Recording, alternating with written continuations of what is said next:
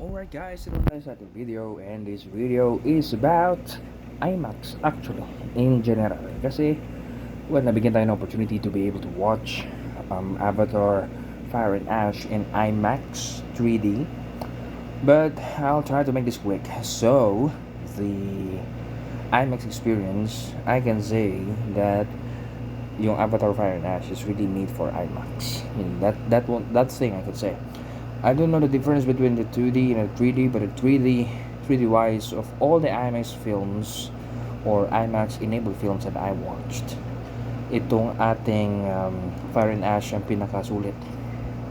Okay, ever since yung sa Way of Water, and even before Way of Water, talagang inano ko nang hindi ako manonood ng IMAX if hindi siya sulit. So nung nanood ako Way of Water, hindi siya ganun kasulit kasi hindi naman lahat ng parts meron 3D.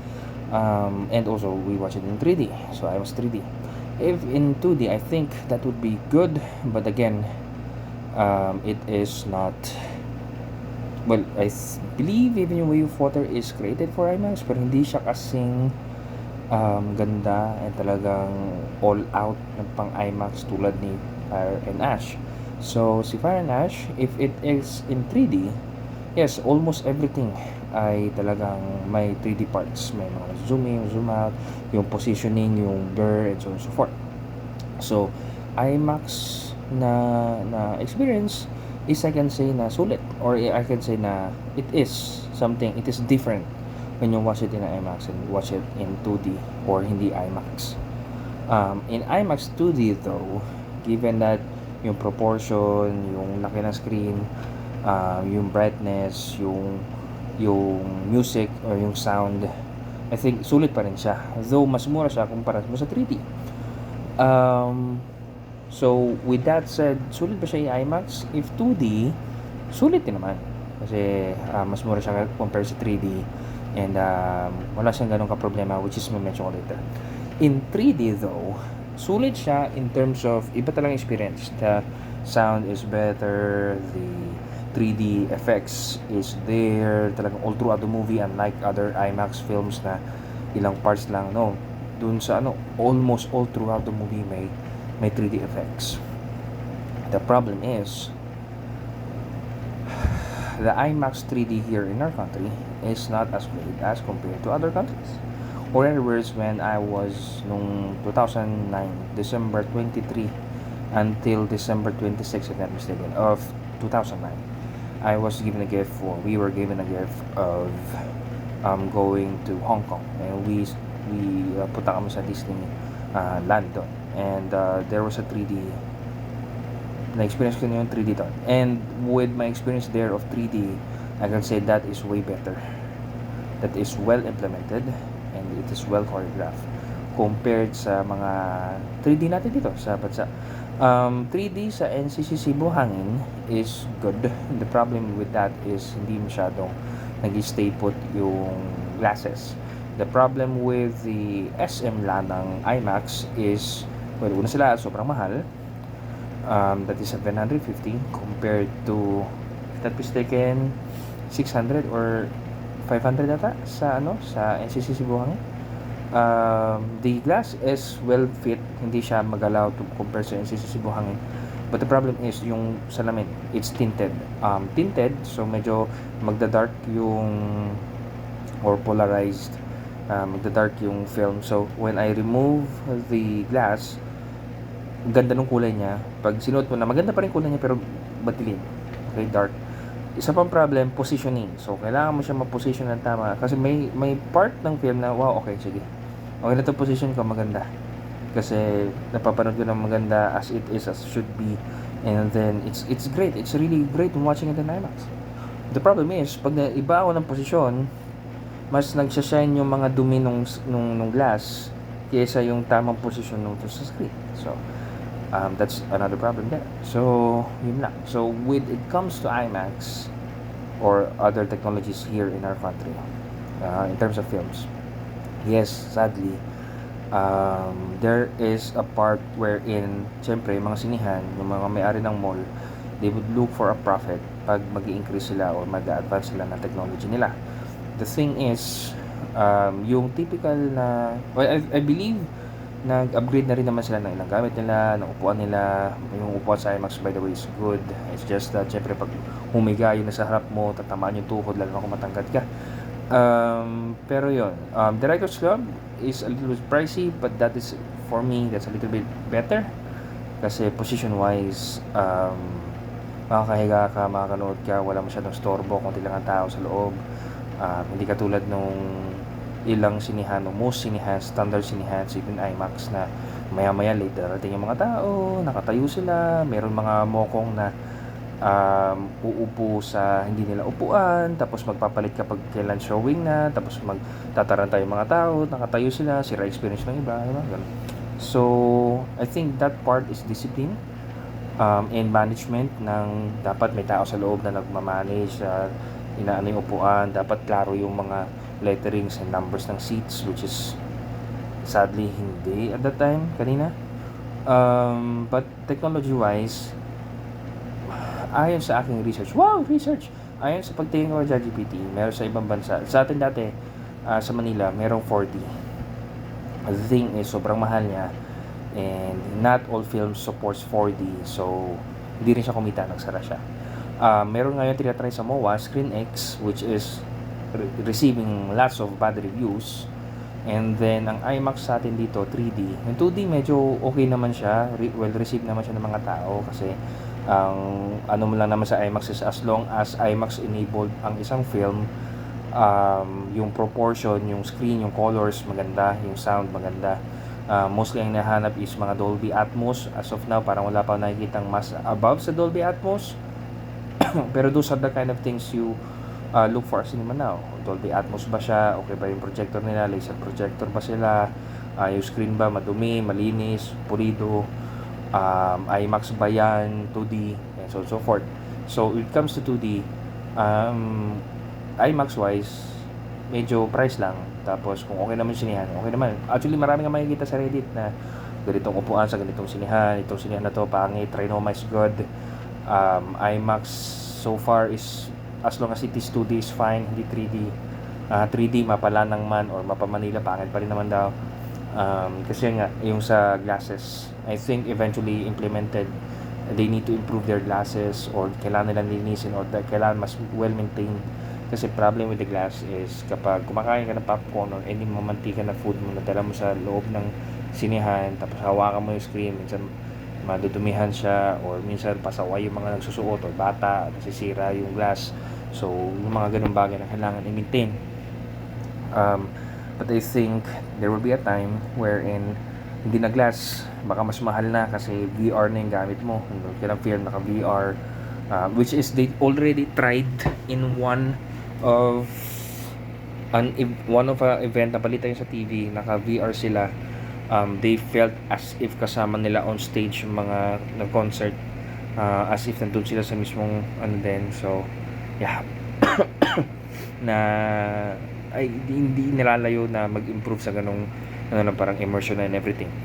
The thing is, the reason we watch movie is to be able to makapagsaya, makapag-unwind, makapag-immerse sa iba. The people who are making movies is creating it to share a message, parang pagsusulat din ng libro, sharing moral values and so forth. Pero minsan it's more of a protest or a message and so forth. So yeah, though at times we are using it to escape reality, and then there's the part wherein we try to escape reality. Pagbalik mo, ganun pa rin. Ganun sa inuman, sa shabu, sa sigarilyo, so forth. We try to escape reality, but at the end of the day, nandun pa rin, hindi pa rin siya mawala kasi reality nga. We try to shrug it for a moment. But shrugging it off is not gonna solve it. Just gonna give you a moment of bliss for a moment, and then back to reality. Sapak ka ulit ng realidad.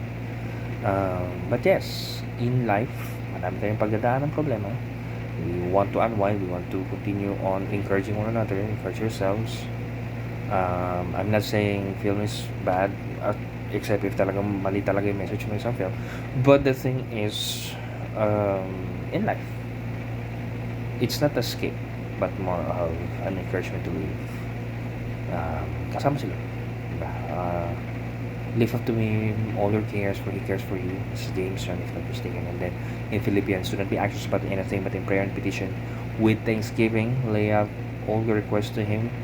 And then the peace that transcends all understanding will guard your heart in Christ Jesus our Lord.